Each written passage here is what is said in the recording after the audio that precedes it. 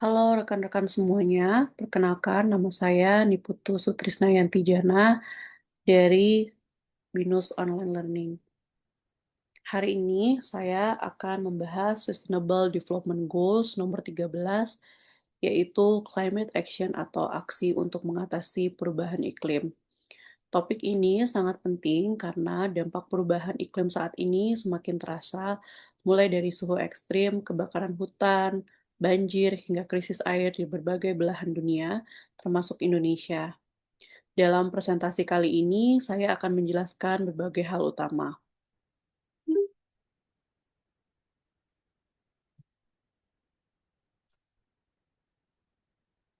Sebelumnya, saya dan rekan-rekan kelompok 5 telah membuat proposal yang sudah disubmit pada tugas-tugas sebelumnya. Narasumber kami yaitu PT Berkah 3 Brilian. Judul proposal kami adalah membangun ekonomi sirkular dan mengurangi emisi gas rumah kaca melalui pengelolaan sampah berkelanjutan. Latar belakangnya adalah isu global. Perubahan iklim semakin terasa secara nyata. Salah satu penyebab utamanya adalah emisi gas rumah kaca dari pengelolaan sampah yang belum efektif. Gas metana dari TPA memiliki efek pemanasan 2 kali lebih kuat dari CO2. Kebijakan pemerintah, KLHK menargetkan mulai 2030 tidak akan ada pembangunan TPA baru.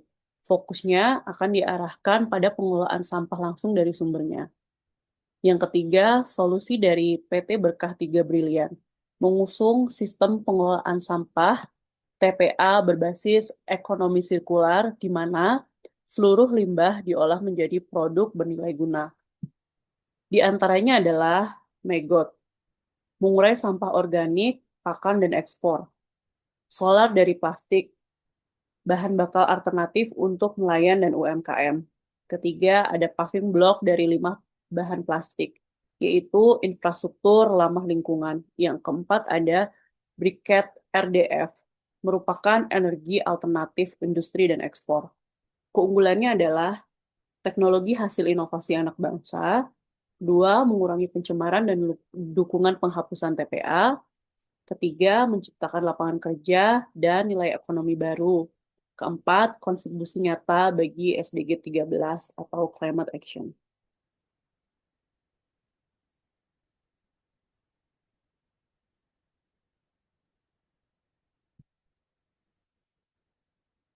Rumusan masalah pada topik ini diantaranya adalah bagaimana metode pengolahan sampah di PT Berkah 3 Brilian dapat membantu mengurangi dampak perubahan iklim. Yang kedua, apa manfaat sosial, ekonomi, dan lingkungan dari penerapan sistem pengelolaan sampah yang dilakukan. Yang ketiga, bagaimana konsep wilayah tanpa TPA dapat diadopsi oleh daerah lain untuk mendukung pengelolaan sampah berkelanjutan. Yang keempat, seberapa besar potensi ekonomi dari penerapan ekonomi sirkular dalam pengelolaan sampah. Yang kelima, bagaimana strategi mengurangi emisi gas rumah kaca melalui sistem pengelolaan dan pengolahan sampah berbasis inovasi teknologi.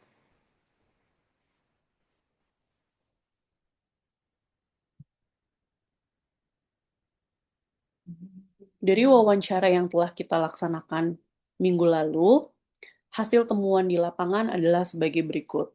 Yang pertama ada volume sampah yang terus meningkat, sementara kapasitas TPA sudah tidak memadai, bahkan menimbulkan konflik sosial di beberapa daerah.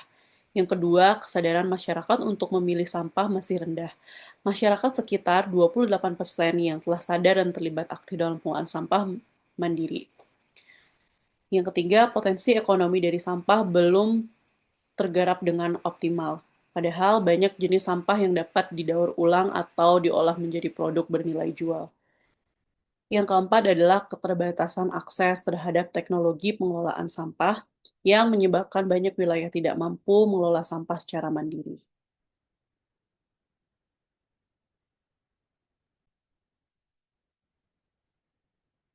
Rencana dan um, solusi implementasi proyek yang kami tawarkan.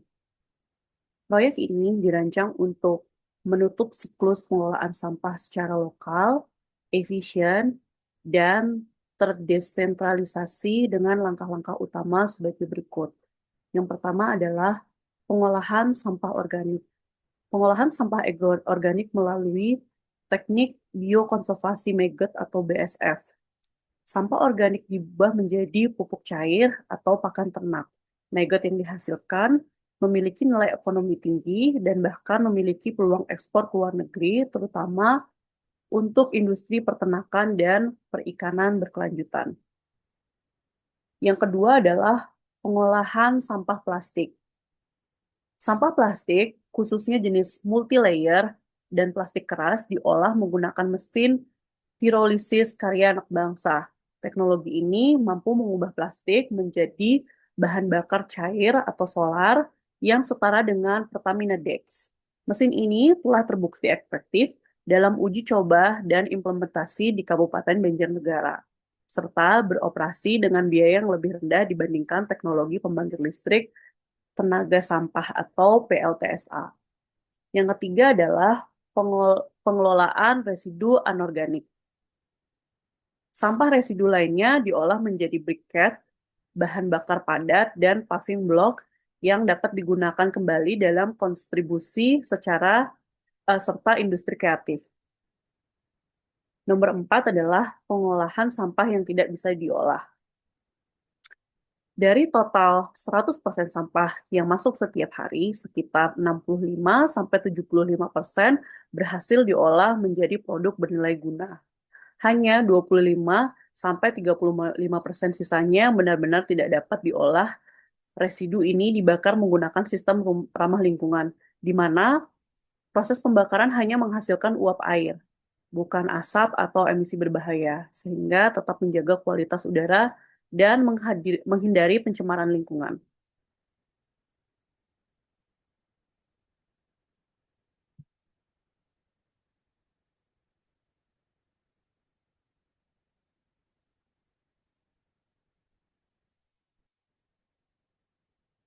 Dampak sosial, ekonomi, dan lingkungan. Implementasi proyek ini berdampak langsung pada pengurangan emisi gas rumah kaca. Sejalan dengan target SDG 13 melalui pengurangan pembakaran terbuka, pemrosesan TPA, dan produksi metana dari sampah organik. Meningkatkan ekonomi lokal. Dengan terciptanya lapangan kerja baru di sektor pemeliharaan, pengolahan, distribusi, dan manufaktur produk turunan sampah. Yang ketiga, pemberdayaan masyarakat melalui pelibatan aktif dalam kegiatan pengelolaan sampah, pelatihan, dan edukasi. Yang keempat ada ketahanan pangan dan energi melalui penggunaan pupuk organik lokal dan solar hasil daur ulang plastik.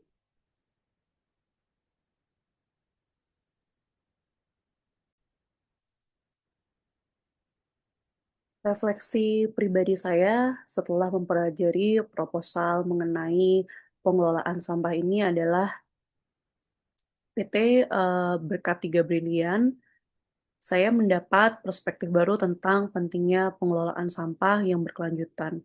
Selama ini saya hanya melihat sampah sebagai sesuatu yang harus dibuang tanpa memikirkan bagaimana dampaknya terhadap lingkungan. Namun dari proyek ini saya belajar bahwa sampah bisa diolah menjadi sesuatu yang berguna dan bahkan bernilai ekonomi tinggi. Saya cukup terkesan dengan pendekatan tanpa TPA dan penggunaan konsep ekonomi sirkular. Ini menunjukkan bahwa masalah lingkungan bisa diatasi tidak hanya dengan teknologi, tetapi juga dengan perubahan cara berpikir. Apalagi proyek ini menggunakan inovasi lokal dari anak bangsa. Hal ini membuat saya sadar bahwa solusi permasalahan lingkungan sebenarnya bisa datang dari dalam negeri, bahkan harus tidak bergantung pada luar negeri. Yang paling menarik bagi saya adalah dampak sosialnya. Dari sampah bisa tercipta lapangan kerja, sumber energi alternatif, dan produk-produk baru seperti paving block atau briket. Ini membuktikan bahwa isu lingkungan sangat berhubungan dengan isu kesejahteraan masyarakat. Saya merasa lebih termotivasi untuk ikut berkontribusi meskipun dari hal kecil. Misalnya mulai membiasakan diri memilih dan memilah sampah di rumah. mengurangi penggunaan plastik, atau lebih mendukung gerakan daur ulang.